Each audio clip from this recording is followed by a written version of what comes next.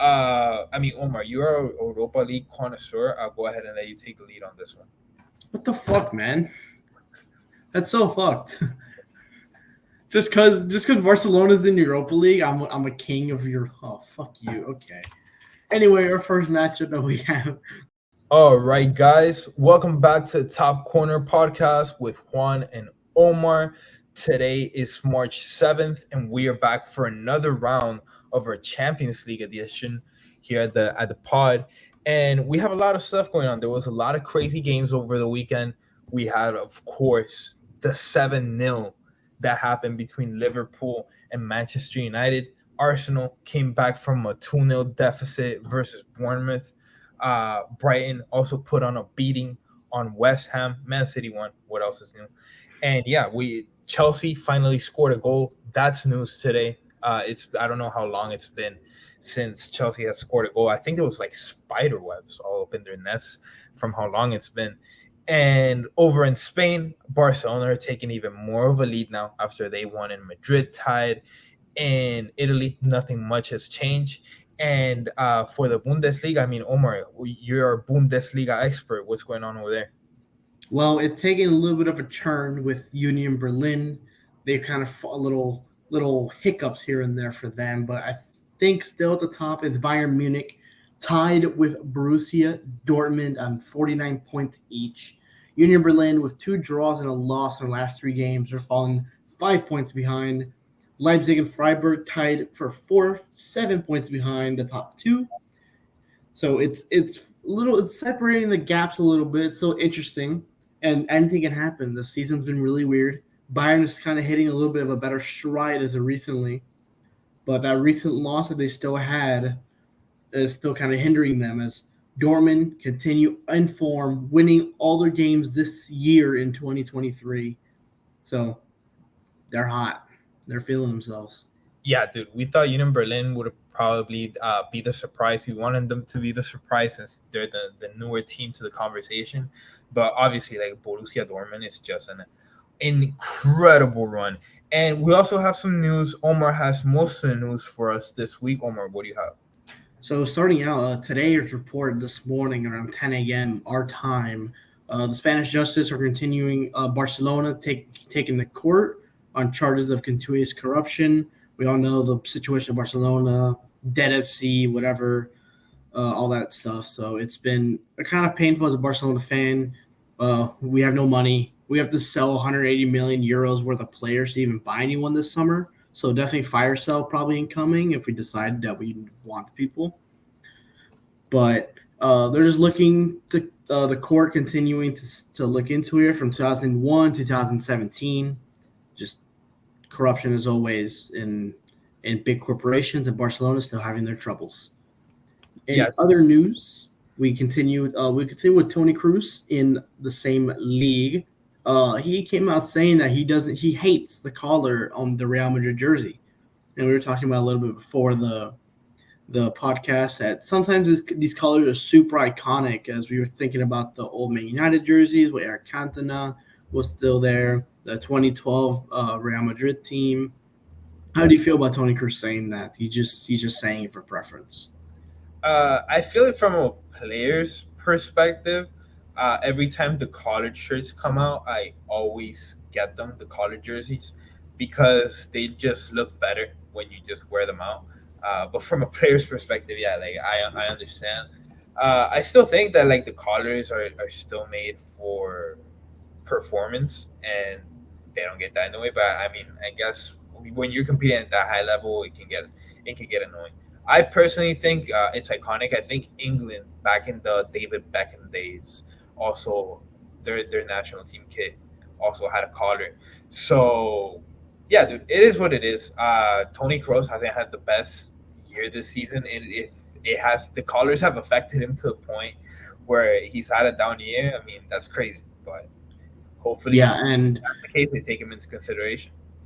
Yeah, it's just a color to me at the end of the day. Sometimes they're iconic depending on the jersey, the players that are wearing it, and the type of season that team had that year. But we move on to my favorite manager in the entire world, Mr. Will Still, current manager of Rennes in Ligue 1.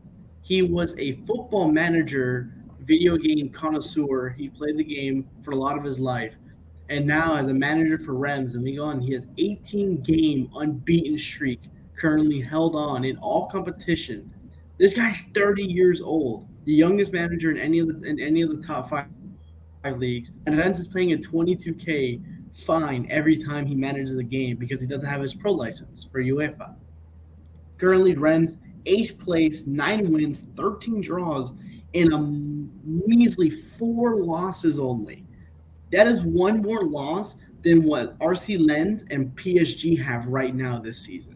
He's done an incredible job over there, and it shows that investing yourself into these games can maybe lead to other stories like this.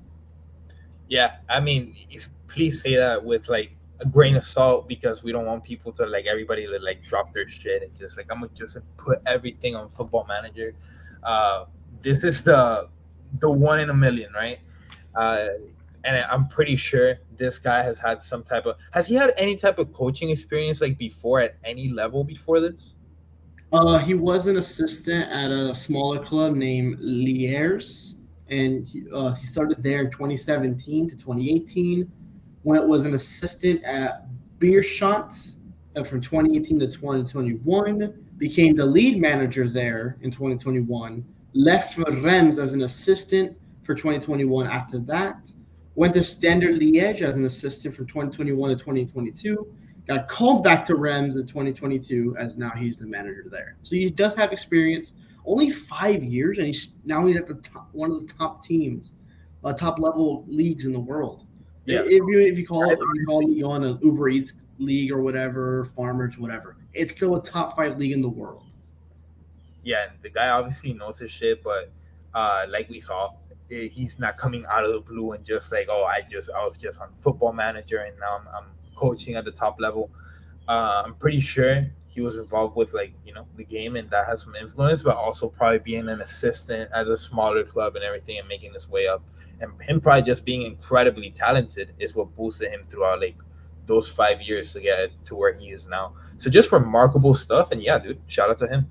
Yeah, actually, his first that was when he started his professional managerial career. He actually first started as a U14 manager. He was handling teenagers in Preston North End, an English club.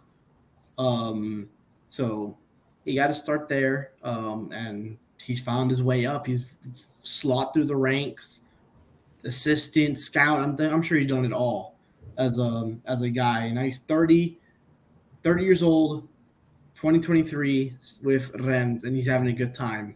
And I'm sure that team loves him because, especially with a younger manager, I think the players maybe connect with him more. Yeah, right now when you're doing good, everything goes. But as he gets more settled in, as the story kind of like dies down, eventually it'll go from oh, it's a cool story that this manager is doing well to hey, we have some expectations now and we actually expect you to perform, and then the Cinderella story comes to an end eventually. But yeah, shout out to him, and hopefully he can keep moving up the ranks and keep making this team better. Yeah, and then my last piece of news is not really news. It's more like what happened in a game. Moise Keane was subbed on for 40 seconds. He got red carded. We'll talk about it later with Moise Keane getting sent off for Juve against Roma in their 1-0 loss to Mourinho. But that's still pretty funny. 40 fucking seconds. Yeah, it's like he was coming in there already seeing red. Yeah.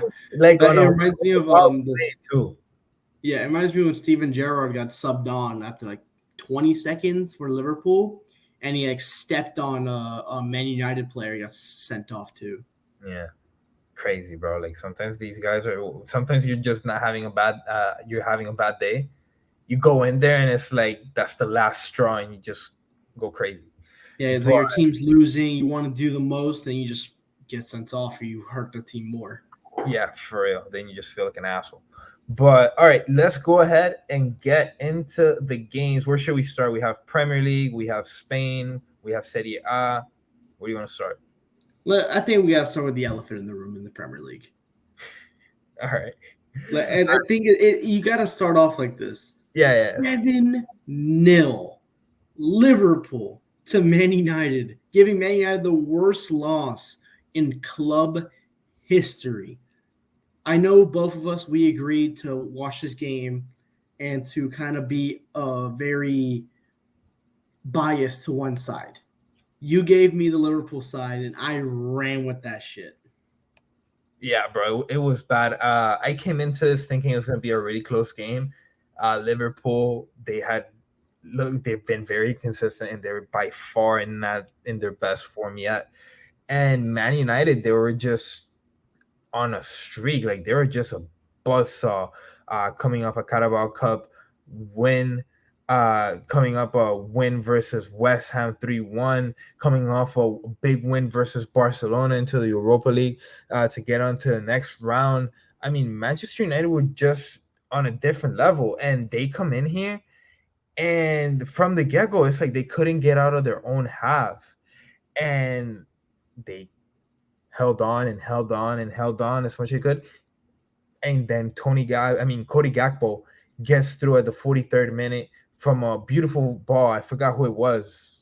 I think it was Salah.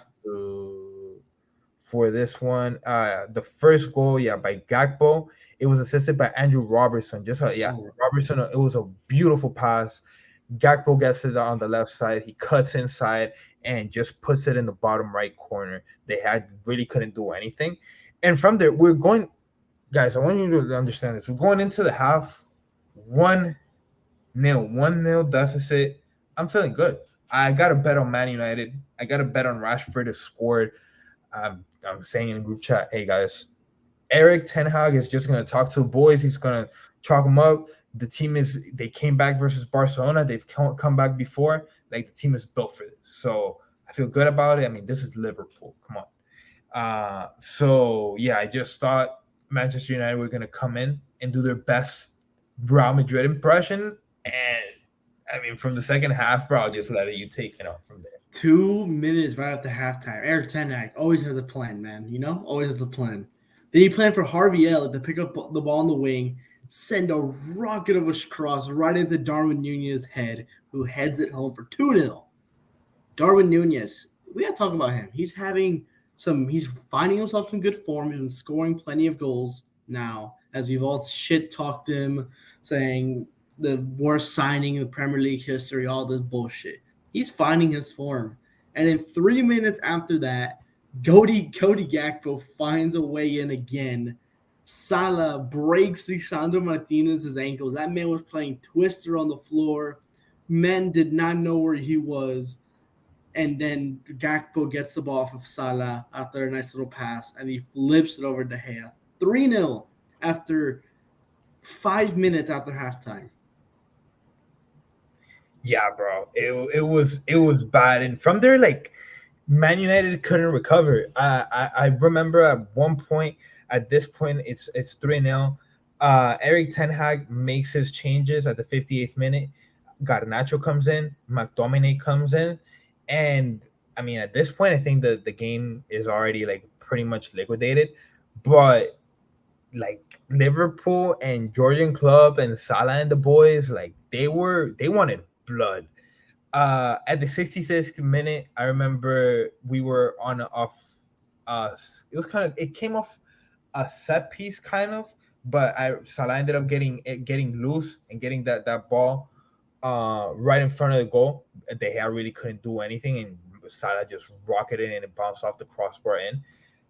But I remember the commentator said it's a pretty open game. I think we definitely have room for more goals here. And literally, as he said that, Salah scores the fourth goal, and it was just it kept going from there. It was just a pylon.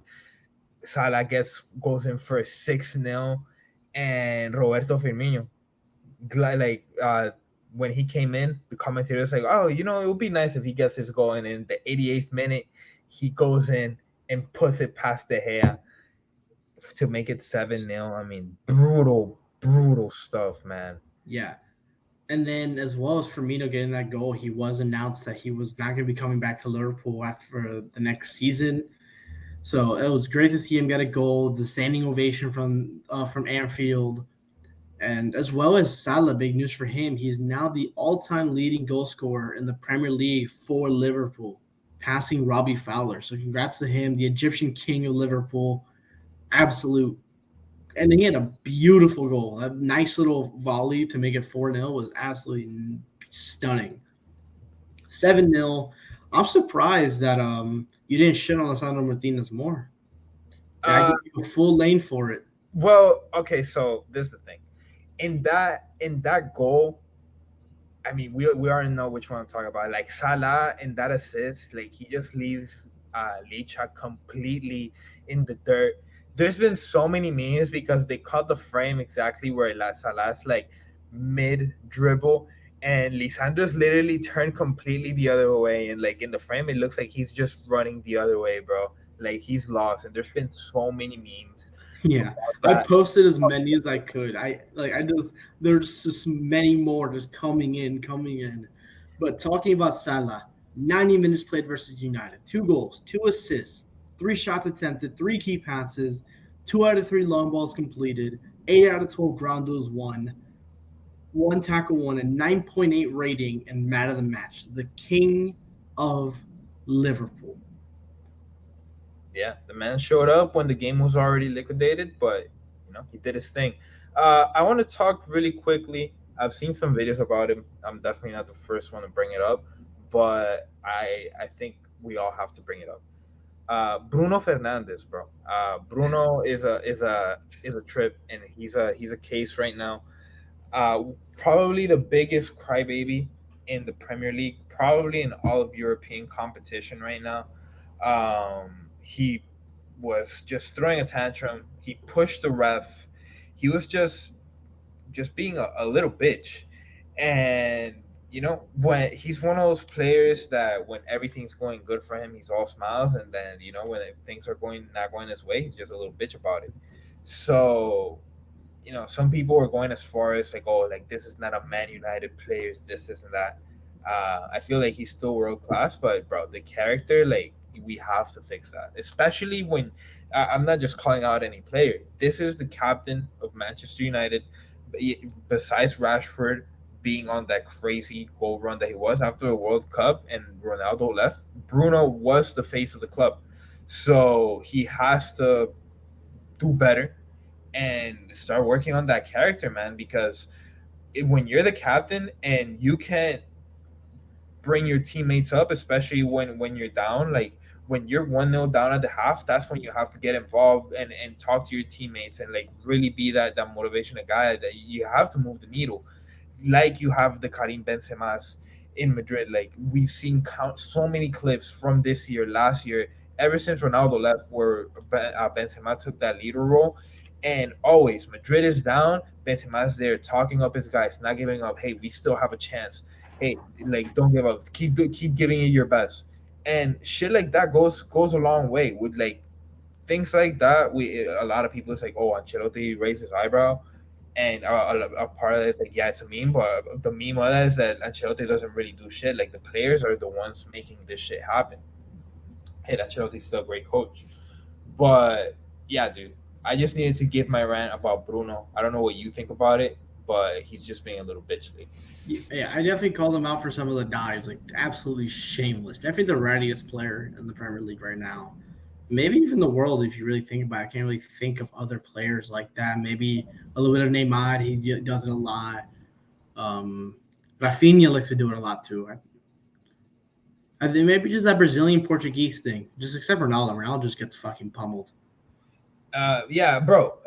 Speaking about that, like Vinicius, like the way this guy acts, you would think that like he would be getting Vinicius type coverage, but he's not. I don't know what it is. Like what maybe because like Spanish press gets more dirty and like that Real Madrid Barcelona rivalry gives for that for like press to be like super biased.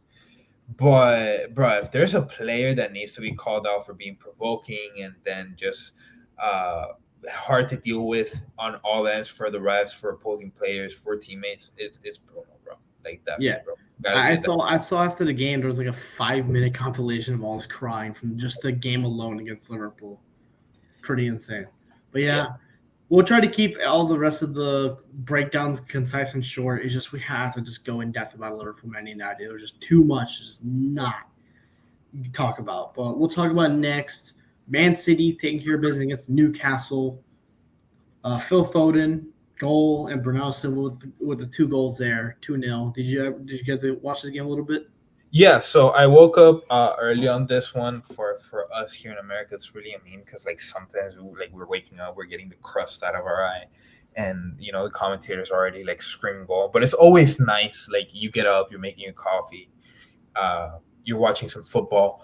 But yeah, dude, Foden comes in 15th minute. It was a beautiful goal, kind of like a play on his own. He came in as a starter for Mahrez today on this game, and he did a great job. He did a great job. 22 years old, one of the more promising players, especially like looking back a year, 2 years ago, he was really like the hype.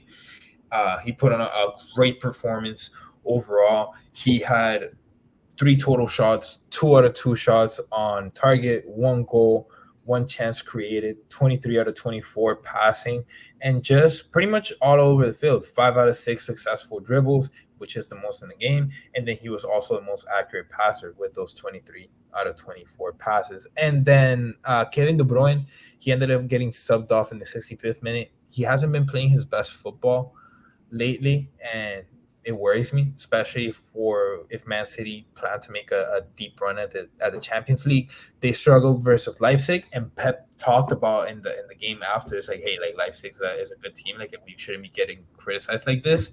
Uh, Leipzig is a good team. Pep coached in Germany for a long time, but they're not. They're not Madrid. They're not PSG. They're not any of these other teams. They're not Napoli.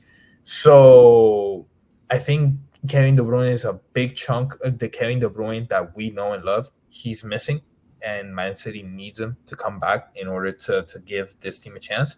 And I'm mentioning that because when Kevin De Bruyne got subbed off in the 65th minute, Bernardo Silva came in, and just 2 minutes after, he was already scoring. He came in, had a great performance, 8 out of 10 passes, had 1 shot, made the most of it. It was a great shot, caught it in the air, and Nick Pope couldn't do anything about it.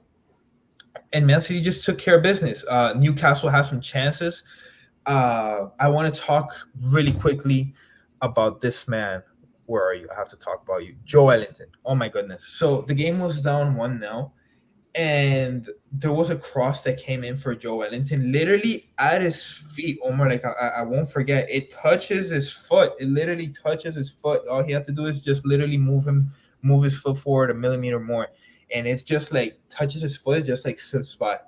And it was the most clear chance because Newcastle around like the 55th minute, they gained control of the game and they were all up on Man City, and they had that chance missed. They had a couple other chances, and just when Newcastle were playing their best football, the sub comes on.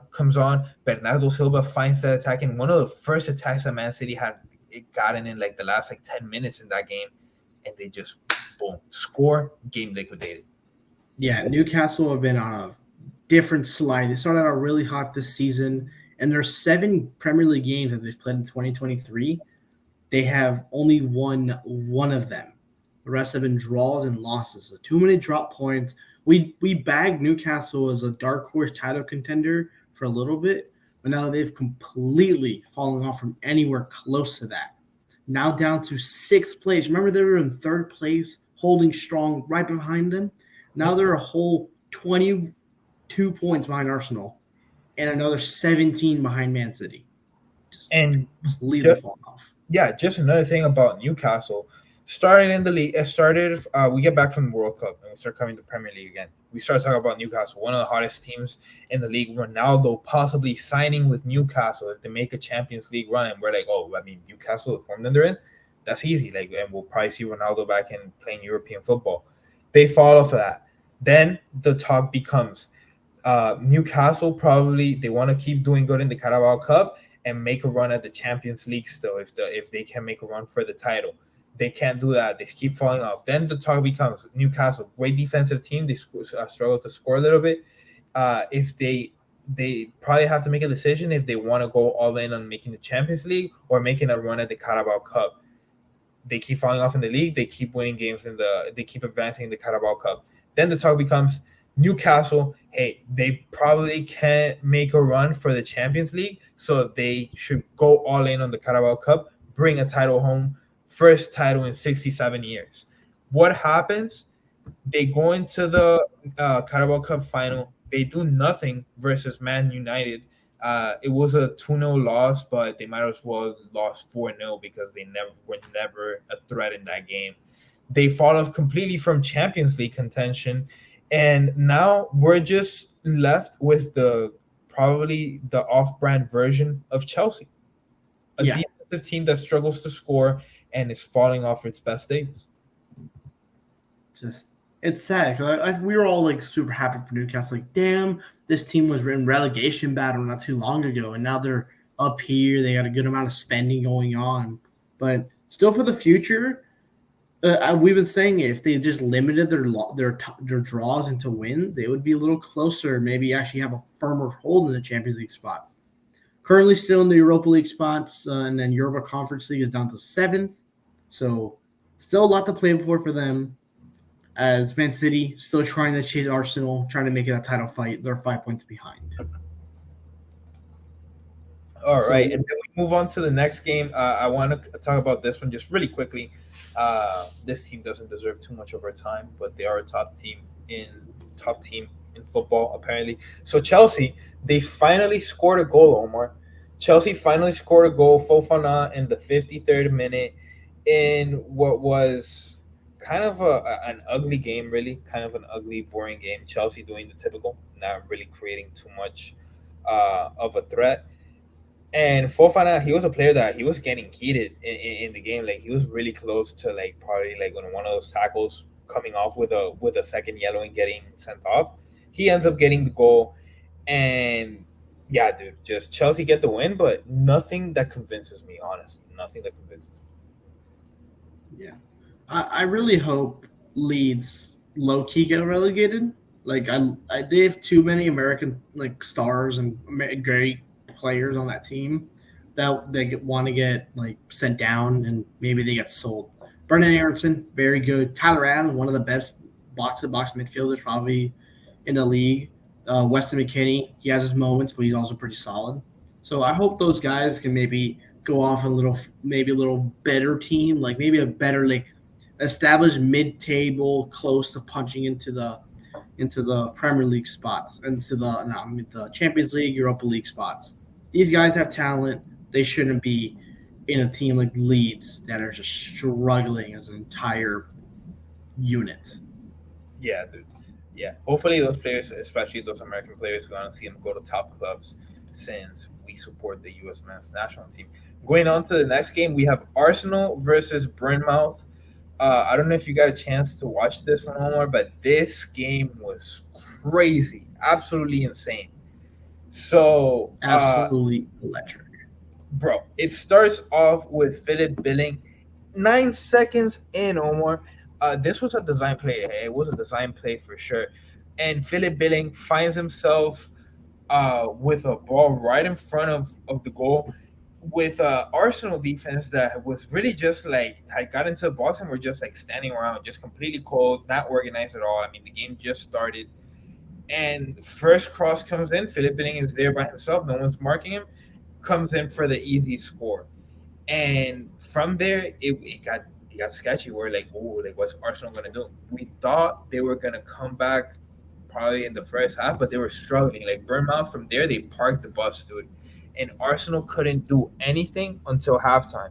And then from there, we just started playing the game of corner kicks because from a corner kick, Marco Senesi goes in and with a header makes it 2-0 for Bournemouth. And at this point, I thought that Arsenal were in deep trouble, and I thought from there like they were probably gonna be lucky to get out with a tie.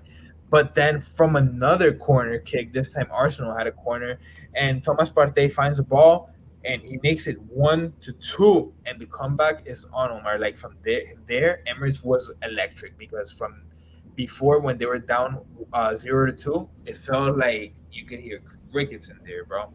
But Thomas Partey makes it 1-2. Then Ben White off another corner goes and he finds this time an assist by Race Nelson. Race Nelson had an incredible game, and we'll talk about him more in a bit. But Ben White makes it 2-2, and Arsenal's fighting, man. They're doing everything they can. They're creating plays, but Bournemouth is doing a great job in the back, just parking the bus and at least trying to escape there with a point, trying to prevent the comeback. But in the 97th minute, a lot of people are butthurt because stoppage time was 6 minutes. We went into the 97th minute. But in the 97th minute, Race Nelson finds a ball and with a left-footed strike all the way into the goal of Bournemouth and makes it 3-2 Arsenal for one of the craziest comebacks I've seen this season. Arsenal had 80% possession in this game. That's how bad they were chasing after it. Dude, it was insane. The fact, like 97th minute, what a goal from Reece Nelson, a goal and an assist, has to be man of the match just based on what he did. Like, incredible. And I saw like all the crowd shots and the scenes and the noise that the Emirates was making.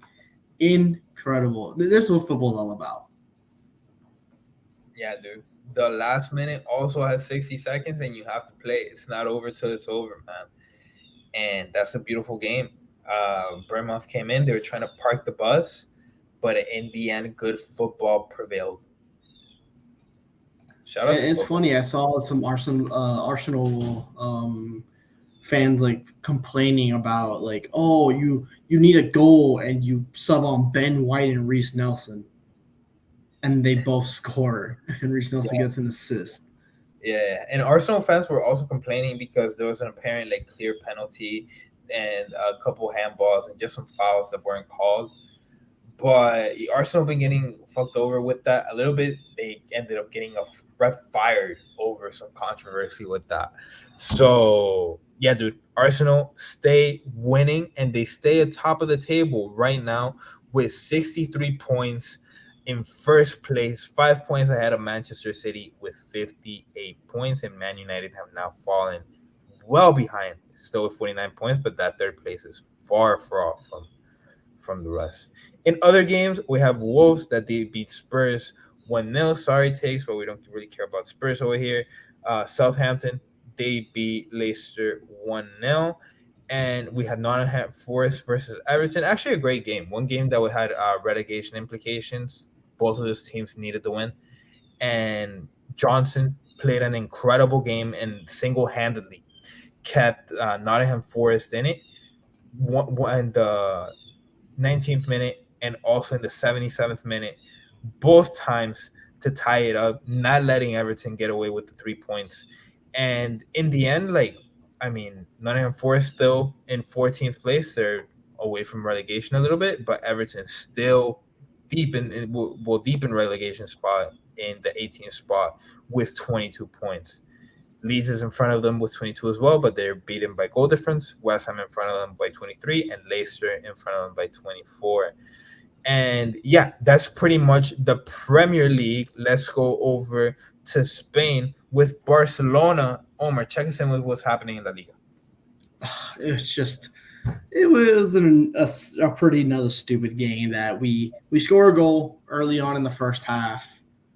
We hold on to 1-0, we win. It's like Rafinha had a very nice goal, 16th minute to open it up. And then we can just control the game. We had a shit ton of chances. We only had 4 shots on target with our 13 shots that we probably should have had more in terms of that. And then later in the game, in the second half, I got really worried. A ball was getting in behind, and a striker was going to get there before Araujo. So he fouls him, clear path foul, easy red card, and had no really complaints about it. But we hold on to the 1-0 against Valencia, who are absolutely just not having a good time. Down in a mighty relegation spot in 19th place. We always consider Valencia as a very tough opponent every year, always in the top 8 at least, almost every season. And now they're in 19th place, struggling to even maybe stay alive this season. But it's gonna suck. We'll miss. We'll have Rajo out for the Athletic Bilbao game next week, but we'll have him ready for a Clásico on March 19th. So I'm chilling with that. And then Lewandowski should be back soon. I don't know if he'll be back for a Clásico, but I think he will be back for the Copa del Rey in April. All right. And then, yeah, for my side over in Madrid, Real Betis played Real Madrid, and Madrid couldn't do much, man. It was tough. Uh, Vini got pocketed pretty well. Ended up with a yellow card, some controversy. What else is new? It was a heated game, and in the end, Betis just got in his head and ended up like with the drama, just wasting time and got out of there with the point, which was huge for them. Right now, Real Betis with 41 points, they're fighting and they're well in spots to, with Real Sociedad to fight for that fourth spot in the Champions League position. And for the rest of La Liga, we pretty much the rest of the big games, we have Atleti that they beat the living Pope out of Sevilla 6-1 with a brace from Memphis Depay, a goal from Griezmann that you said was a beauty of a goal. Carrasco also scored, and also a doblete from Alvaro Morata, who scored in the 76 and the 90 plus 2 minute. You know it's bad when Morata gets a brace. I mean, yeah, he already got the brace when the game was already decided. So it's like, all right, bro. That's when you come in and do your damage. And yeah, he came in from the bench to do it. Probably celebrated hard as fuck, you know. Uh, Yeah. we also had Getafe versus Girona, which was a pretty eventful game, 3-2. Getafe with the win. And the way the Spanish league is looking right now, Barcelona well ahead with 62 points. Real Madrid in second place with 53rd. Barcelona has an advantage of 9 points. If they get to 10 points or more advantage, the league is pretty much decided because in La Liga history, there has never been a team that has come back from more than a 10-point deficit to go on and win the title. So 14 games to go, still a lot of track left for both teams, but Barcelona clearly in the driver's seat, and they have a clear strategy. Go in as soon as you take the lead, don't risk too much, get out with the 3 points, move on to the next game. We go over to Italy really quick. For Italy, I mean, you guys already know what's going on. Napoli just keeps on dominating, except for this last Friday when they lost to Lazio. I don't know if you got the chance to see this one, Omar, or catch up on it. No, I did not. I was very busy throughout the weekend, and I did see on Friday that they did lose, and I was super surprised. I couldn't get into it about it. But they dominated in terms of stats. Matias Vecino in the 67th minute. Lazio, who are still a solid team in Serie A, they're a respectable team. You can't really take them easy as they're still there in currently third place, fighting for second place with Inter Milan. But Napoli were on a massive streak before this, and now they kind of cut off. Maybe losing like that could be good. Sometimes it can destroy a team. You won't see until the future games. Yeah. And then in the rest of the Serie A, we have Fiorentina that beat AC Milan with goals from Gonzalez and Jovic. And then the rest of the games over in Italy, we had Inter beat Lecce 2-0. And then we also had Roma who beat Juventus 1-0. And that's where we had our infamous event with our man. What was his name? Moise Keane. Yeah, Moise King comes in 40 seconds and he sent off after he loses the ball, and I don't know what was said, but then he just like kicks the player down and just like completely lost his shit, and Yeah. told him to go get lost too. So yeah, that's gonna be our recap for the Serie A. Just really quickly over in the Bundesliga, we had Leverkusen who beat Hertha 4-1. Wolfsburg and Frankfurt tied. And then on Saturday in the Bundesliga, we had Union Berlin and Cologne that tied. Uh, Bayern Munich beat Stuttgart. What else is new? And yeah, when did Dortmund play? Oh yeah, and Dortmund beat Leipzig 2-1. So Right, that 2-1, yeah. league title staying tight between Dortmund and Bayern. If Union Berlin is out of it, they're now 5 points behind. I really want Borussia Dortmund to give Bayern a run for their money. I think they're the team that's hot right now. And Karim Hakimi, he's one of the players that one of my favorite players. He's out with an injury right now, but I hope he's back soon. As it stands right now, Ayemi, he's with a hamstring injury. He should be back by mid March. So hopefully by Champions League, he's back and we can see him to his full potential. And Yes, speaking of Dortmund advance. yeah, speaking of Champions League, uh, let's get into it. So Champions League games, we have them today. We're gonna try to get these out before the games start. You guys are probably gonna see them after the game has started. But let's see how wrong or right we end up being, Omar. So let's get into it. Champions League music. Let's go ahead and cue the Champions League music while we're talking here in the background. Edits are so great.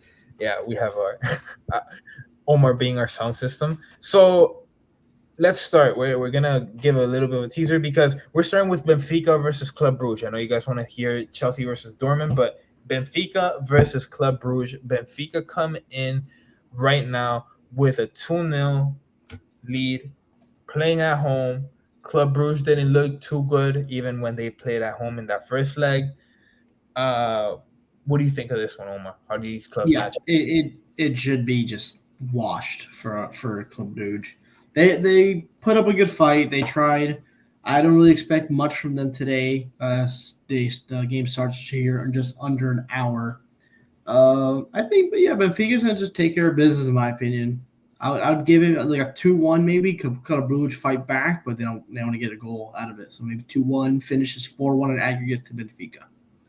Yeah, I probably got a similar score. I got a 1-0. Just come in, Benfica parking the bus, finding a goal to pretty much liquidate the rest of the series and taking it from there. If I will say this, if Club Brugge comes in and they score first, it could get really sketchy because from there you get a team that has nothing to lose and they're one step from taking it to extra time or possibly penalties. So if Benfica come out here and they're like, hey, we already got this in the bag, these dudes suck, we're just gonna come out here and just play, and they get caught off guard and they get punched in the mouth early, oof, they could be in big trouble. But I don't think that's gonna happen. Benfica got them with a 1-0 win. And let's go ahead and move on to the next game.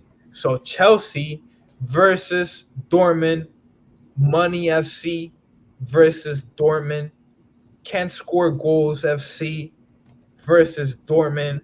The list goes on. What do you think of this one, Omar? So yeah, in Stamford Bridge, in London, in England itself, the lineups are out already for this game.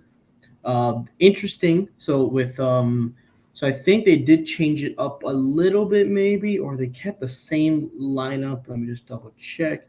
Yeah, so it's the same lineup from the first leg, I believe that they are doing. Let me double check here, but it's Kepa in goal with Cucurella, Koulibaly, Fafana in the back, Chilwell and Reece James as their wing backs, Enzo and Kovacic in the middle, Joao Felix, Sterling behind, Kai Havertz up top. Kai fucking Havertz at striker.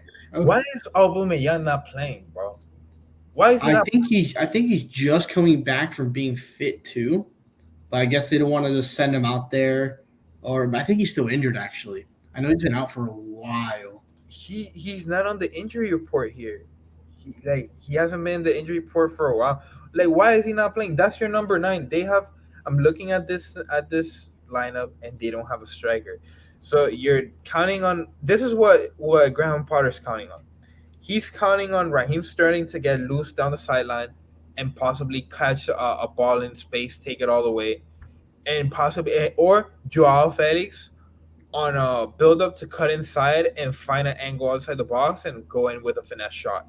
Yeah, And Kai Havertz to play that false line. I don't know what they're doing, bro. I still don't understand. And that back three, bro, it's so horrible. I don't like it. I don't like it. yeah. So compared to their first leg game, there's no Thiago Silva. They changed him out for Cucurella. No Loftus Cheek. Kovacic is in. Mudrik, no Ziyech. So it's big changes from the Chelsea side in terms of that. But yeah, I agree. I'm sure the subs coming out will probably be Mudrik, Chukwuemeka, probably Ziyech, and maybe Pulisic. He is back. Pulisic is back from injury, and he will be starting on the bench though. But I'm for sure you'll probably have to see him. Maybe Captain America can save him. Got the tiger in him, got the dog in him. Pulisic put his balls in the line for the U.S. men's national team. He can save Chelsea if he needs to. Bro, But it I have would. no faith with this Dortmund team. With their starting lineup, with Mayer in goal, out for the injured Kobel, who he got injured in their last game against Leipzig. Guerrero, Schlotterbeck, Sul, and Wolf, which is the same from last game against Chelsea. Emre Can as kind of like the CDM. Then a four midfielders of Julian Brandt, Jude Bellingham, Uzcan, and Marco Reus, replacing the injured Karim Adeyemi, with Sebastian and Haller up front. So a little changes just because of injuries with Adeyemi and Kobed being out. I still have faith in the very strong Dortmund lineup. Royce is still playing incredible. Julian Brandt is him. Jude Bellingham is, we know what he is.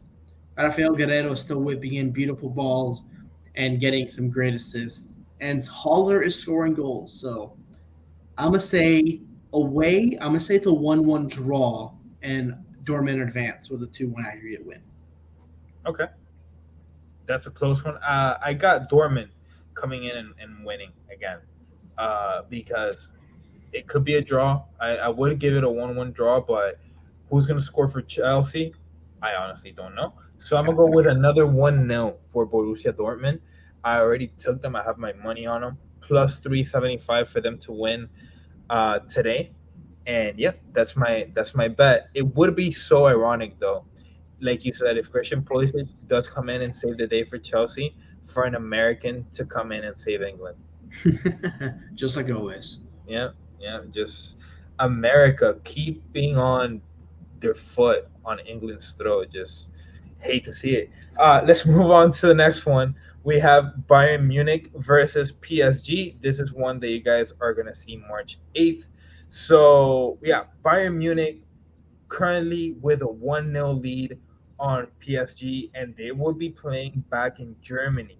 What do you think of this one, Omar? Your boy Messi is back. Your boy Mbappe is back. Your boy Neymar. They're all healthy. They're all back. What's your predictions for this one? Do you not hear what happened to Neymar? He's out for the rest of the season, my guy. Oh, damn. 3 to 4 months, he's gone for the rest of the season. As PSG, after hearing those news, they're probably not too happy. I definitely expect him to play a little more like a square based type game, maybe like a 4-4-2, kind of your basic formation with Messi and Mbappe kind of playing up front. But it's probably going to more feel like a 4-4-1-1 with Messi playing a little more back as a 10 as he usually does.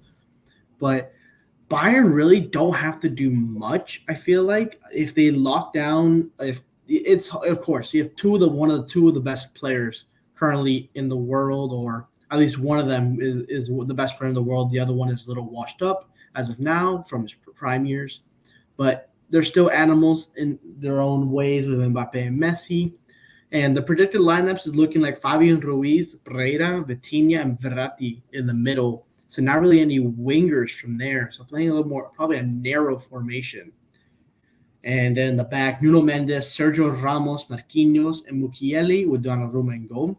If Sergio Ramos does start for PSG, that could be big because Ramos lives for these moments, man. He has all the experience from Real Madrid, and something like that can propel forward. He's had some pretty clutch and nice goals in the Champions League for Real, as he does love to get forward. So anything can change, but I feel like Bayern, they're gonna at home with their boys behind them.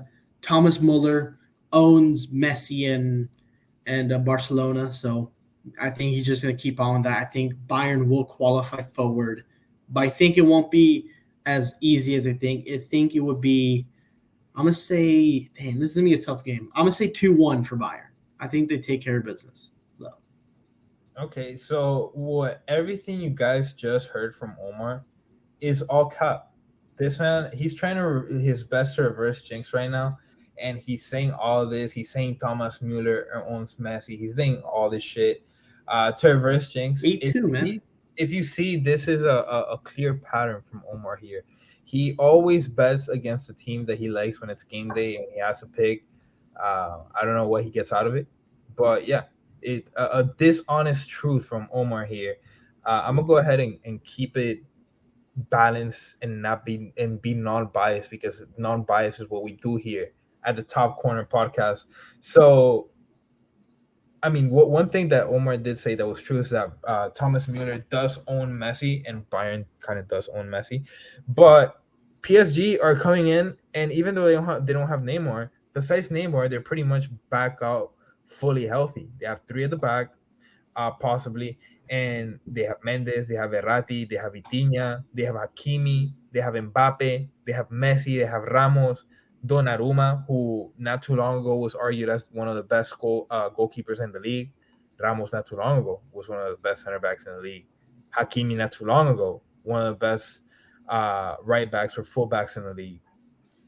Mbappe, one of the best in the world, and Messi, one of the best in the world. So I mean, I don't know what you got to fear here, Bayern, but if we're keeping it real, I think this ends up being a tie. 1-1, possibly 2-1 PSG, and it goes to extra time because I know PSG is just not gonna lay down easy. And last time they didn't have a full Mbappe. Mbappe can pretty much carry that team by himself. So, and I think Mbappe's gonna have an incredible game, and I got PSG winning 2-1. I don't know who wins the leg. So, well, we gotta give a who's gonna qualify to advance. Who's gonna advance? Messi misses the last penalty. Oh, okay. You call this guy Pesci because he gets all the penalties from the World Cup and he's gonna miss one now? Okay. I mean, he's not going. The one time that Messi had to score on a real goalkeeper of a penalty, he missed, and it was versus Chesney. So Hugo Lloris is not a good keeper anymore. No, he did. You know that going into a World Cup final, the last 23 penalty attempts, Hugo Lloris had not even gotten a hand on it. Still a good keeper. Not a good keeper. If they could have kept kicking for 2 more hours, and Lloris was not gonna save a single ball because he sucks and he's washed up. And I get that he's injured right now, and you're not supposed to kick a dog while he's down. But he's old and washed up, and I think this is a sign that he should retire. I just hear saltiness. No, bro. What about Livakovic, man? He sucks. Haven't you seen him, bro? Spurs. I mean, they lost this weekend, so I guess that doesn't really help my agenda. but bro, Spurs. This dude got hurt, and he wasn't with them last week, and they won last week. So yeah, bro. Like I would say, Spurs are better without him. He always. Every time I see Hugo Lloris concede a goal, is one of like the goofiest goals I've ever seen in my life. So yeah, dude, he sucks. He sucks. And, what were we saying? But yeah. Oh, and the other thing, you're going. Yeah, you're going up against Jan Sommer, who, by the way, Jan Sommer did save the game-winning penalty versus Mbappe in the Euros. Yep. Yeah. So, I mean, if it's not Messi, it's your boy Mbappe. That's not my boy. Jan Sommer, bro, he's no joke. I feel like he definitely has mental rent on Mbappe. He could get some on Messi. He's if there's a guy that can save a penalty, it's this man right here. So that's my prediction. I got Bayern going through. All right, I got Bayern going through as well. Anyway, so you can do all your mind games thinking it's a reverse jinx. That's my genuine thing. I will put a bet on Bayern to qualify too, and I'll post it. So you know I'm not fucking around. Money just to have Messi continue in the competition, because you'll put like a $5 bet on it, and what's a $5 bet? Like, you're not losing sleep over that. Come on, you gotta be. Hey, that's That's just over a gallon of gas nowadays, man. That's expensive. That's a lot of money. I mean, if you really believe in your pick, you wouldn't be that. You wouldn't be having second guesses. So all I gotta say on that. As we move on to the next game, is Tottenham Hotspurs versus AC Milan. We were just talking about your boy Hugo Lloris. So Spurs coming in here, they just lost versus Wolves and they lost versus Sheffield United in the FA Cup, but they won versus Chelsea 2 weeks ago. So it's a tough matchup to decipher. Milan also not in a great moment right now. They weren't in a great moment the first time they met. They're certainly not in a great moment now. What do you think of this one, Omar? I think it's gonna be a rinse and repeat. It's gonna be a super. It's not gonna be very exciting. I don't think it's gonna be very even high scoring. To a matter of fact, I think maybe it's gonna be another like 1-0 kind of game. But I think this time it's gonna be the reverse. It's gonna be a Tottenham 1-0. Kane is pissed. This man is tired of the shit that he has to go through. Son as well. I think Spurs will reverse the 1-0, make it 1-1, and then a winner from Spurs in the extra time to advance. Okay, so you got Spurs going through. I got Spurs. All They, right. they got the boys behind them. All right. I mean, hey, hopefully for take's sake they can go ahead and win something, but they're definitely not looking good. So little fun fact: after Milan beat Spurs in their first Champions League matchup, they went on to win their next two matchups, and they last lost versus Fiorentina. They beat Monza 1-0, and they beat Atalanta 2-0. And you might be saying like, "Oh, who the fuck is Atalanta and who the fuck is Monza?"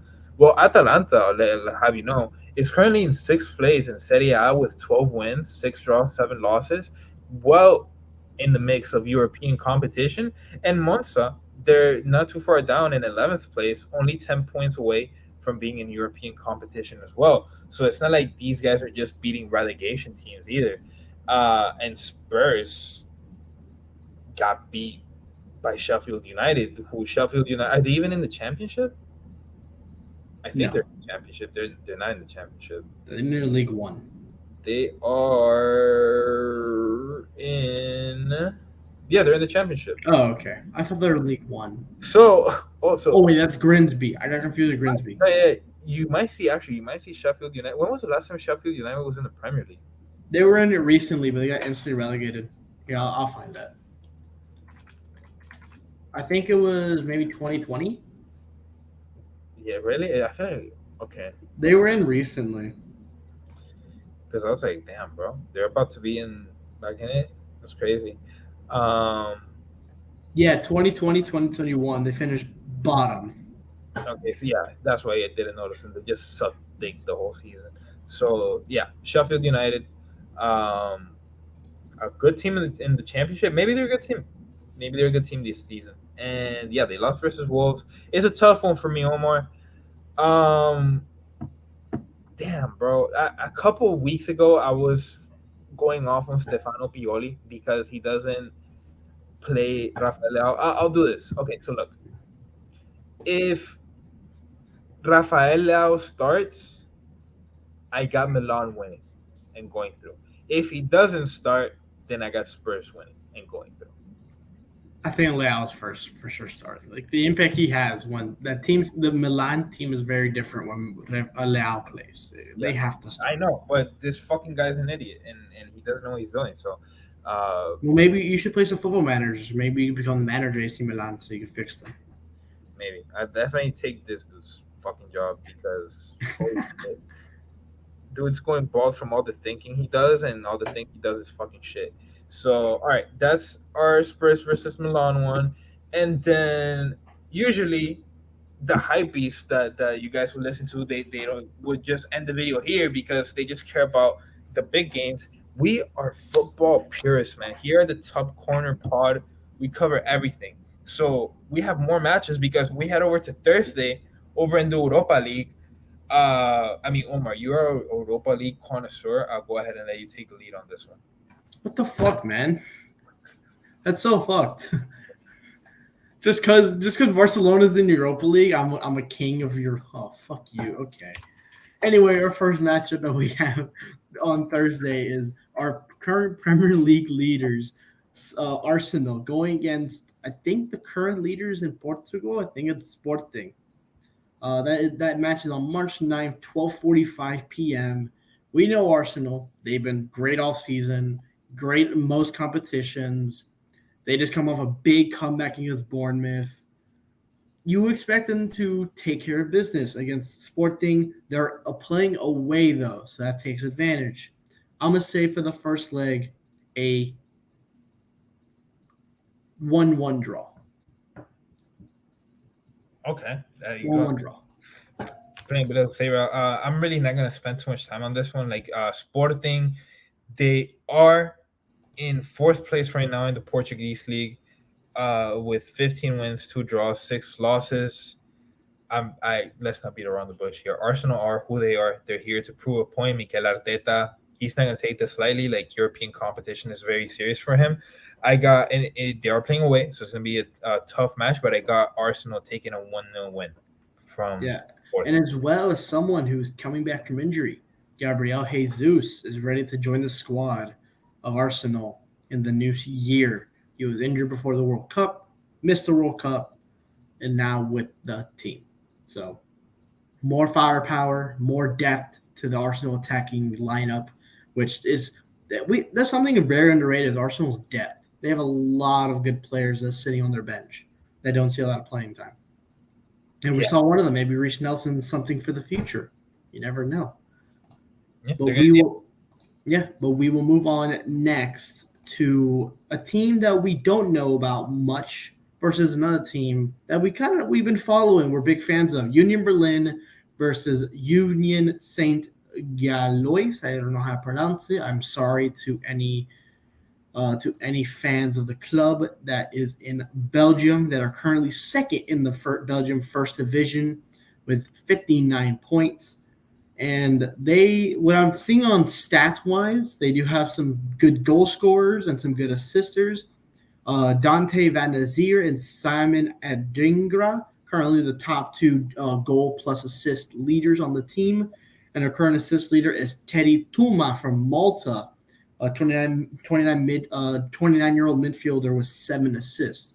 But so they have some good players that have been playing well for them in the Belgium league, putting them in second place. They have some confidence. Maybe they can pull out something. Union Berlin has had some recent bad form, so anything is really possible for them. Sitting in, I think, third place that they've fallen to now in the Bundesliga, and coming off 2 draws and a loss, they're maybe not feeling themselves. Yeah, they're going through a tough patch right now. It's weird because the moment is when I really started saying hey, this is the team you need to look out for in the Bundesliga. They just started shitting the bed with coming up unimpressive performances of just really uninspired. Really, a tie versus Ajax, a tie versus Schalke. They won versus Ajax, but then they to get through to this round, but then they get destroyed by Bayern and they tie versus Cologne. So they're very on and off, but again, uh, Union Saint Gilloise. I don't know what they did to be in this round already, like be pre qualified, but I'm also not gonna beat around the bush. I'm not too familiar with Union Saint Gilloise, and maybe it could surprise us. But what are you looking at? So what I just looked at is that these two teams were in the same group actually in the Union battle. In the second match that they had between each other, Union Berlin beat them 1-0. And the first match between them, as you give me a little bit of time to go through the games, it was there's a lot of Europa League games. No. Yeah, you keep talking. All right. So pretty much, yeah. I'm not gonna beat too much around the bush.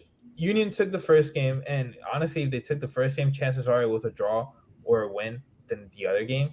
So I'm gonna go ahead and take Union. I think they haven't scored much goals, but this is the bounce back. Yeah. So it was actually a split. They split the series between each other. Oh The shit. first game, Union St. Galois won 1-0, and then the second one was Union Berlin winning 1-0. And Union Berlin lost at home but won away. So something to think about. I'm still not gonna overthink it. I'm taking Union Berlin and I'm taking a 1-0 win for them. Okay, I'm gonna say Union Berlin bounced back. They need something to gain back some confidence. Give me a dominant 2-0 win. No. At home. I believe in the German crowd, man. Those are hype. Yeah. Yeah, they're not gonna let us down. All Yeah. right, let's go on to the next game. We have Manchester United versus Real Betis. Real Betis, I feel like they're a very underestimated opponent. Man United are very good right now, but they are coming off the worst loss in club history. This is the chance to make it right. And I feel like these boys are going to come out firing, or they come out completely flat. I don't know. What do you think? Dude, you have a pissed off Marcus Rashford who just watched his team lose 7-0. I don't think I love Real Betis for fifth right now in La Liga with 41 points, trying to get into the Champions League spots, only 4 points behind third place Atletico Madrid. Man, but Man United is gonna be pissed off. They're at home now at Old Trafford. They have to go face their fans after losing 7-0. They have to put on a show for them and against Real Betis. Give me 4-1 Man United. They have to put on a show for them, and I think they will dominate. Okay, so typically I would think the same. Like, oh, they're gonna come out here angry. They're gonna come out here trying to prove a point. So Roy Keane, he was on broadcast. I don't know where the fuck he works, but he was pretty much on his broadcast talking about if he was beat 7-0, that he would go out of hiding for like months, dude, because that's just like super embarrassing and it's like super hard to deal with, and it's something that the players are. It's not going to be easy to shake off. Definitely, like it's probably going to be really hard to shake off in a couple weeks, maybe even a couple days that they have turnaround here. So, dude, it's tough for me. Real Betis are a very tough opponent, and I mean, right now we're talking about Real Betis. They're competing for that Champions League spot. They just tied versus Madrid in a great defensive game where they pocketed Vini, they pocketed Benzi, they pocketed Rodrigo. They beat Elche 3-2. They beat Real Valladolid 2-1. They beat Almeria 3-2. The last time that they lost was versus Celta Vigo in an incredible game. I remember we covered this one, the 3-4 goal off here in La Liga, and then they lost versus Barcelona. But so they've been in incredible form, especially lately. And dude, if there's a good chance that Man United could come out flat, especially if they still have that loss in their head, they're overthinking. I think it's gonna be a very close game because I think everybody's expecting a Man United to come out firing. I got a draw, 1-1. Okay. 1-1. Okay. Interesting. As before we get into the next game, I have some game news with one of the Europa Conference League games between Lazio and AZ Alkmaar. Currently 90th minute, almost ending. AZ Alkmaar has a 2-1 lead over Lazio. Pretty interesting. I didn't think AZ, especially at home for Lazio, it's kind of big. It's And very big. They came back. Lazio started off winning. Yeah, Lazio was up 1-0 in the 18th minute with a goal from Pedro, and then Evangelos Pavlidis and Milos Kirkas in the 6-second minute, currently as the winning goal technically, with a 2-1 lead. So maybe Lazio can pull something else, some magic here late in the game. But that is going on as we speak. For our next game, with another unknown team that we'll talk about, against a pretty well-known German team, Bayer Leverkusen versus Ferencvaros, or Ferencvaros. I don't know how to pronounce it. Another team that's in the Hungary league, the Hungarian league, currently first place with 50 points in the first tier division there. Again, I don't know many players, but I do know one player that they have is Adama Traore, a former Ligue 1 Mets player. Knew him for a little bit, but he currently has 10 goals for the club. As our leading goal scorer is Moroccan Ryan Mamey with 11. So again, another team that we don't really know much about in a very small league in Hungary, but going against a team like Leverkusen, who are not no slouches, but they're definitely have been a very much of a struggle this year, even with the talent that they have. They should definitely be a little higher with the like the Florian Wirtz, DIB, but they are coming off a 4-1 win against Hertha Berlin. Yeah, and I mean, like you said, this is a team you expect more out of. Leverkusen, we're used to seeing them in European competition, and right now they're nowhere close to it. They're sitting in the ninth spot, 31 points, 8 points removed away from Conference League, 12 points removed from Europa League, and yeah, 13 points removed from Champions League. So they haven't been in great form. Fedding Vados, we don't know much about them. Let's not really let's be honest here. We don't know much about them, but what we do know is that they're in first place in the Hungarian league. 15 wins, 5 draws, 2 losses, 46 goals for, 17 goals against, 50 points, and the next closest team has 36 points. So it just goes to show you a lot of dominance here. Fedding Vados, they have not lost in 12 matches. So something to look out for. It. Bayern Leverkusen coming out of a great win, but Bayern Leverkusen also haven't been able to keep a clean sheet in 8 matches. And here for Fedding Vados, you got a 1-1 draw, you got a 2-0 win, another 1-1 draw, you got another 3-1 win. They're a team that can score. If there's a bet that I would take for this match, is for Fedding Vados to score at least 1 goal. I don't know what kind of score it's going to be, but I like Fedding Vados to score because, I mean, the Leverkusen allegations are true. They're not the best team. And when it comes to defensive stats, they're not that great either. They've conceded 37 goals so far, Omar. The teams around them have conceded far less. I mean, Cologne have conceded 36, Wolfsburg have conceded 31, Augsburg, they're 5 positions behind them, and they've only conceded 2 more goals. So it just goes to show you, not a great defensive team. I still take Leverkusen to win.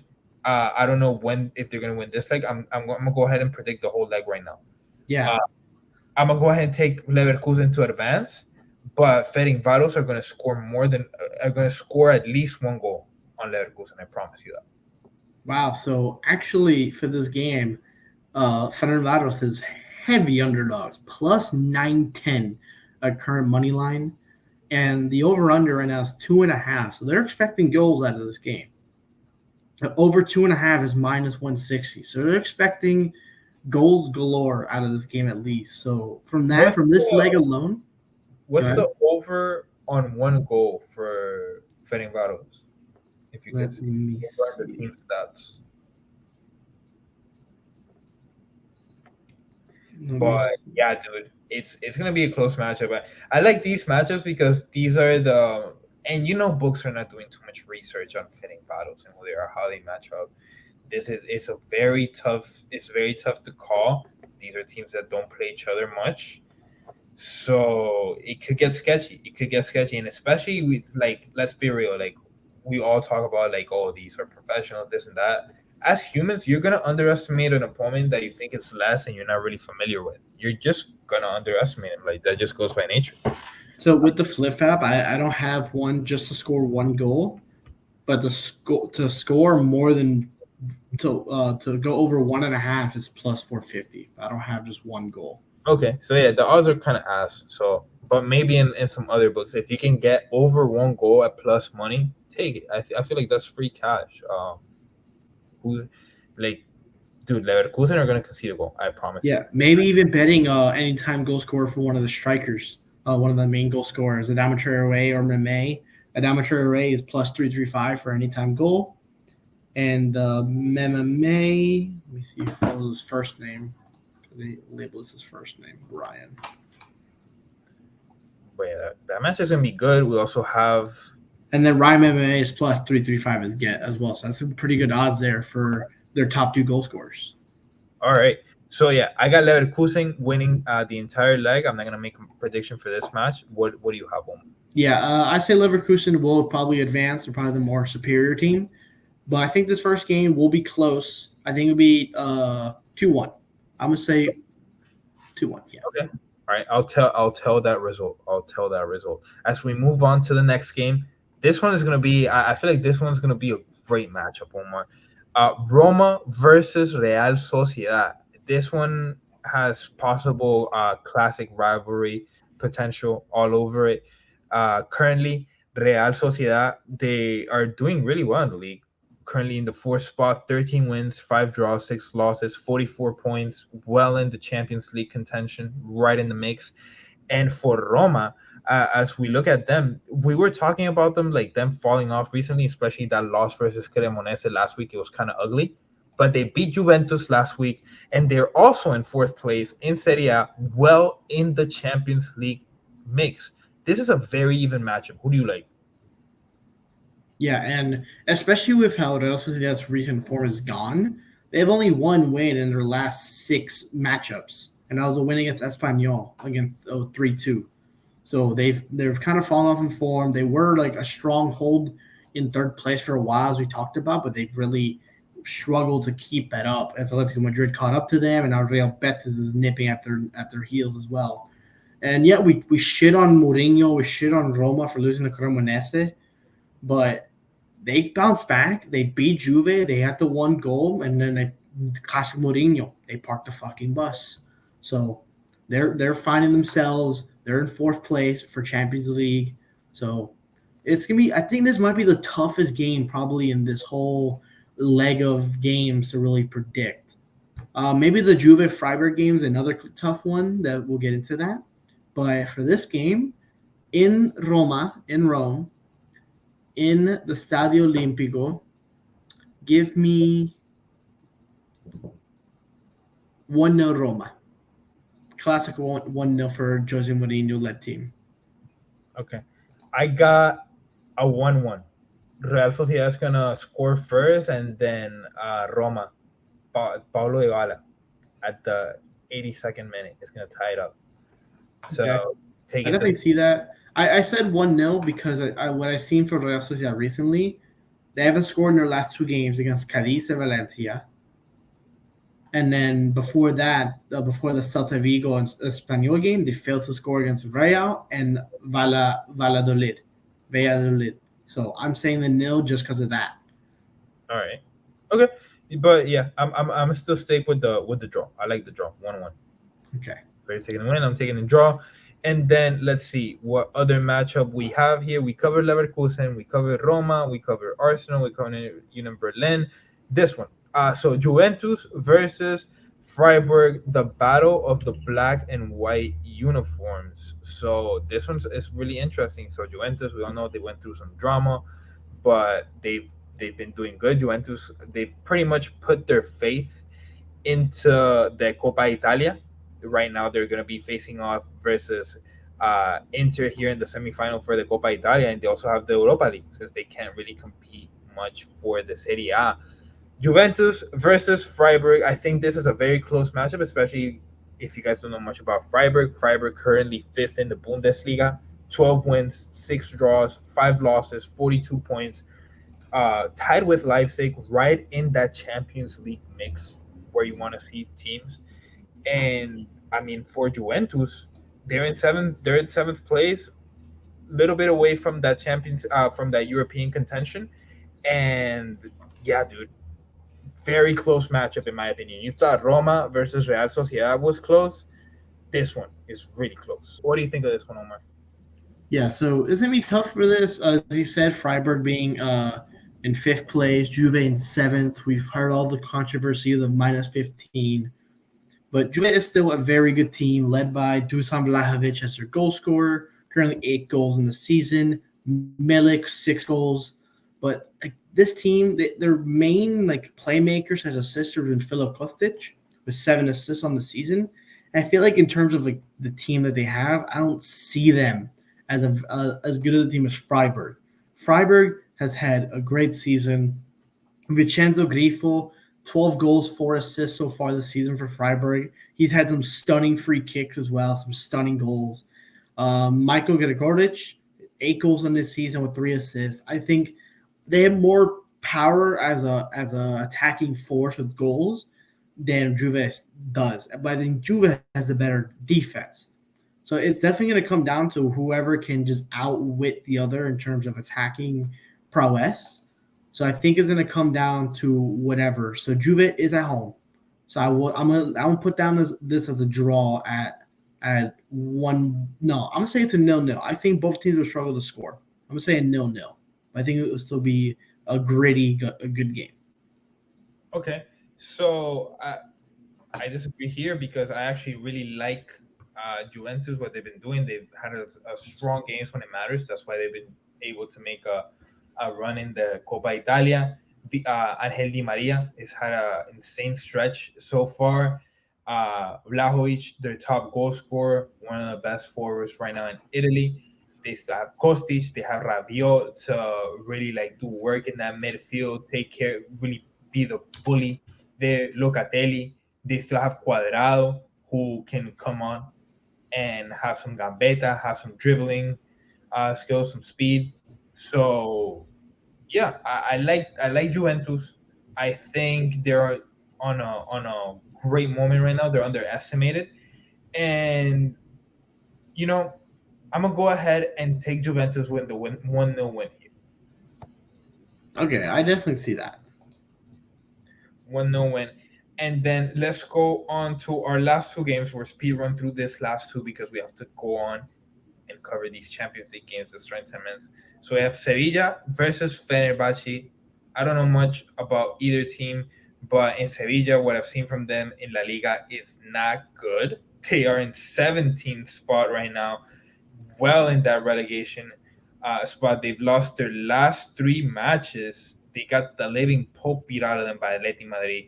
They lost versus Osasuna 3-2, and they lost 2-0 versus PSV, which they managed to get through with a 3-0 win that they had at the previous match versus them. So, yeah, I don't really like their form here. I think Fenerbahce are in for an upset. Yeah, and in terms of Fenerbahce, two familiar faces are currently the leaders of this team.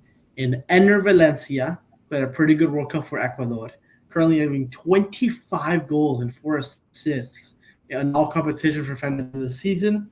In Michi Batshuayi, a Chelsea reject, with 13 goals and 1 assist so far for Fenerbahce in all competitions. And their leading assist guy has been Diego Rossi, a Uruguayan 25-year-old, currently with 7 assists and an added 3 goals on top of that.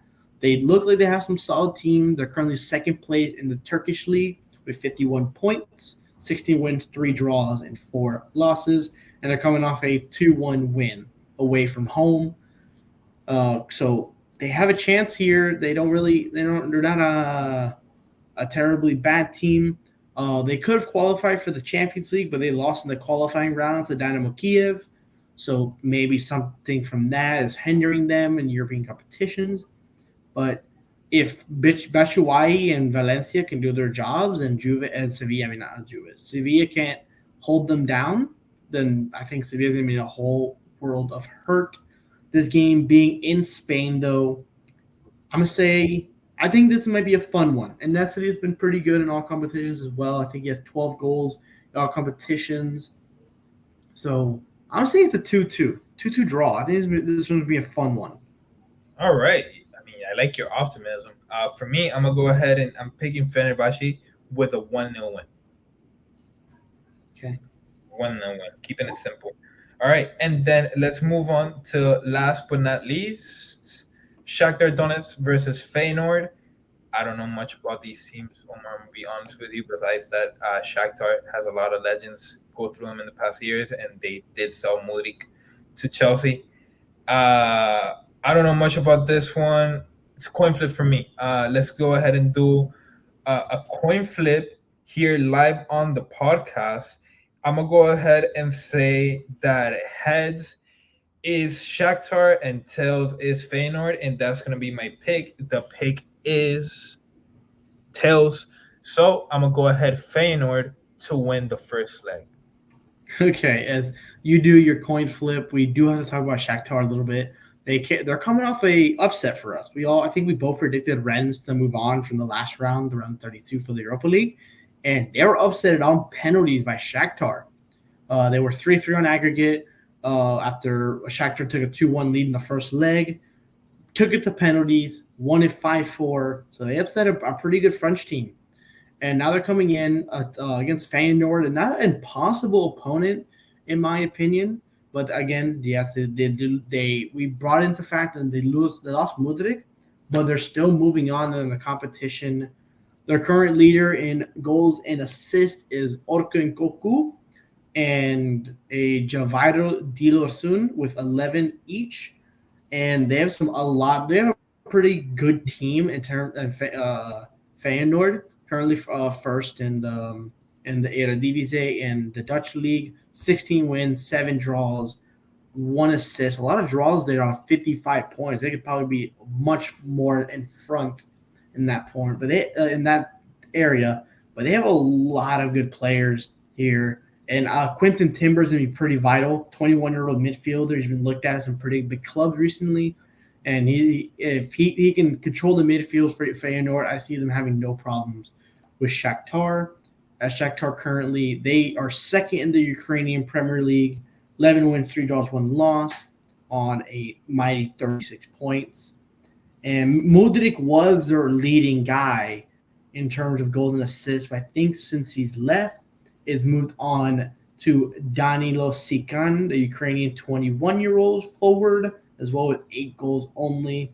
So the assists got to come from somewhere. The playmaking, I don't have a lot of faith. Give me Feyenoord to win the first leg on the road 2-1. Okay. So you also pick Feyenoord, same as the coin flip. All of that just to agree with the coin. Coin, greater than nerd analysis. Period. Okay, sure. And all right, guys, that was our Europa League preview as well as our Champions League preview. We want to thank you all so much for tuning in. If you made it this far into the podcast, like goddamn, press the subscribe button already. Jesus Christ. But you guys are probably just gonna watch these as they come out in the chunked up videos. But yeah, we games are about to start here. As we get into our last segment, weekly awards. We're gonna go ahead. I don't know if you want to go first, Omar. You have a couple of these. Where do you want to start? Goal of the week, clown of the week, fan moment of the week. You take it. Definitely goal of the week. It's going to go to my local boys in Inter Miami, owned by David Beckham. And my goal of the week is going to go to Robert Taylor. He had a beautiful volley on like the left side of the 18-yard box, just outside of it. Beautiful volley into the top right corner. Absolute sexy. That's my goal of the week, just because I'm biased. And then for me, also showing maybe a little bit of bias. This one is not only the goal, it's the moment. So Reis Nelson for Arsenal in the 97th minute comes in and catches a ball in the air to put a rocket in the back of the net and give Arsenal the win in the very last play of the game. Incredible scenes, honestly. It's things that you see once every few months, if not years. You barely see. These are things that movies are made about. Teams winning in the very last second, the very last play. So that's my goal of the week for me. We move on to Bozo of the week. This one is a two-part series for me. So for Bozo of the week, our first part is Manchester United as a whole. Manchester United just I was going to say the same thing. cost me a lot of money this week. I'm saying Manchester United also because I didn't want to take from what your boy did and said this past weekend. But yeah, Manchester United just getting embarrassed, worst loss in club history, and then the pretty much the fold to that, the layer to that, Lisandro Martinez in the Salah assist, just getting packed up, running the complete opposite direction. Legend says he's still running out of his way from Anfield and can't find his way out. And Salah still scoring goals on him as he tries to run away. But yeah, Bozo of the week, Manchester United and Lisandro Martinez. Yeah, I agree with Manchester United being Bozo of the week. Bozos actually, full team there, including to Eric Ten Clown. Um, and then my second Bozo of the week is Moise Keane. Definitely Moise Keane.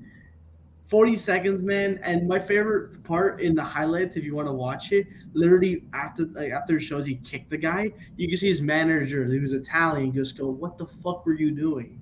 Basically, he's like, "What are you doing?" Holy shit. And then for fan moment of the week, honestly, like this fan moment of the week might be a little bit shifted over the last few weeks, the next few weeks, honestly. So I follow this account called Footy Scran on Twitter, and they post some incredible stuff. So this week, this is a meal that I have to try. So it's reggae wings and peri chips at Slowtown FC. I mean, look at this. It just looks Ooh, incredible. £10. That's a great price, honestly. A Slowtown FC. I doubt they're in like where I don't know where they play, honestly, but yeah, dude, just a great scran. Definitely must scran for me. I've been like binging this Footy Scrans account. yeah, we should definitely make a trip to England and go watch some games. Yeah, yeah. We can do it. We can vlog it. Do a live pod. Hey, if these bets turn out, maybe I can go. I can go. We can go over there and do live reaction. Barcelona fan watches Real Madrid win at the Camp Nou. Oh fuck, that'd be terrible. All right, and then all right, so games are starting. I'll get to my fans of the week real quick, and then we'll do our outro. Fan member of the week. Viva Ronaldo being sung at Anfield by the Liverpool fans, and them saying after 7 goals, "We want 10, we want 10." Insane stuff. Liverpool fans still, if that moment is just incredible. Still one of the better fans in the world. But let's get into some Champions League, sit on the couch and enjoy some footy. Yeah, man. Thank you guys all for tuning in. This was a Top Corner Podcast, Champions League edition. We're gonna go ahead and watch these games, and we'll catch you on the other side, man. See ya.